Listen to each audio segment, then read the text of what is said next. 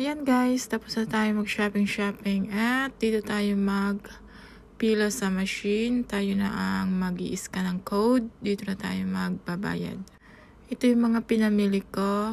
Konti lang dahil sa isang araw babalik tayo dito. So, i-scan nyo lang yung barcode dyan.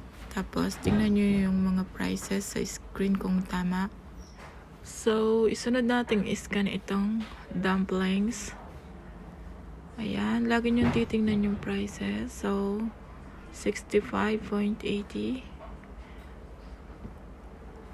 Reminder lang guys, kung gagamit kayo ng octopus card, kailangan make sure na maraming laman yung inyong octopus card bago nyo siya gamitin. Ayan guys, naka-4 na items na tayo. So, meron tayong 168.60 Hong Kong dollar. Maraming mga card na pwedeng gamitin. Yung mga nakalagay sa screen, yun yung mga card na pwede nyong gamitin sa pagbabayad ng inyong mga pinashopping.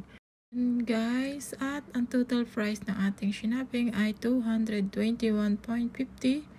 Ito yung card natin na gagamitin. Press nyo lang yung octopus. Then, i-scan nyo dun yung octopus.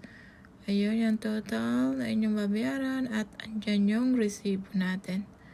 Ayan guys, ganyan lang kadali ang paggamit ng octopus card shopping.